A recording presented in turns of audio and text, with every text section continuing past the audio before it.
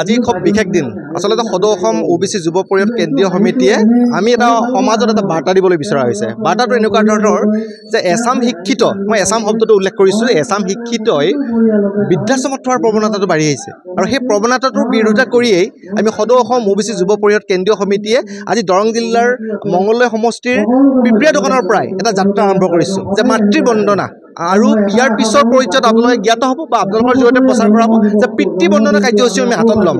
মাতৃ বন্দনা আৰু পিতৃ বন্দনাক আমি অসমৰ ৰাইজৰ মাজত এখন নতুনকৈ এটা যাত্ৰা হিচাপে আৰম্ভ কৰি আজিৰ পৰাই আমাৰ এই পদক্ষেপটো আৰম্ভ কৰা হৈছে।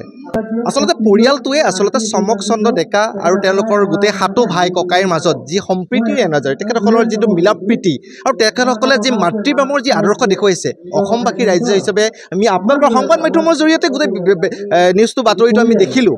দেখাৰ পিছত আমি উপলব্ধি কৰিলোঁ যে আমাৰ দায়িত্ব আছে, কৰ্তব্য আছে, আমাৰ পৰিয়ালটোৰ প্ৰতি চিনাকি কৰি দিয়া, অসমৰ ৰাইজক চিনাকি কৰি দিয়াৰ এটা সুযোগ আছে আৰু তেওঁলোকক এটা স্বীকৃতি দিয়াৰ প্ৰয়োজন আছে আৰু স্বীকৃতি আৰু সন্মান হিচাপে আজি তেখেতসকলৰ বাসগৃহত পদূলিত আমি মাতৃবন্দনা কৰিছোঁ। আজি আপোনালোকৰ সহযোগত মাতৃবন্দনা আমি ভাই ককাই 7জন আৰু ভনী 2জনী গোটেইকেইজনে লগ লাগি আমি এই মাতৃবন্দনা আজি অনুষ্ঠানখন আয়োজন কৰিছোঁ OBC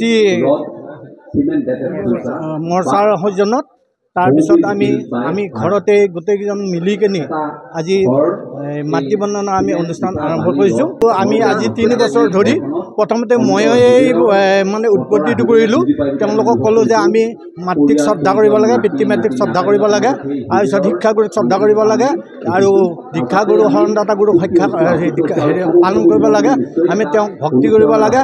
আৰু সেই মৰ্মে মই ৰাতিপুৱা উঠিয়েই এবাৰ মাক প্ৰণাম কৰি সদায় আগবাঢ়ি যাওঁ কামত। আৰু শেষত মানে মই এইটো প্ৰথা ল'লোঁ যে মাতৃ জন্মদিনৰ আৱিৰ্ভাৱটো মানে ভাইটিকেইটাক কৈ কিনে আৰম্ভ কৰিলোঁ।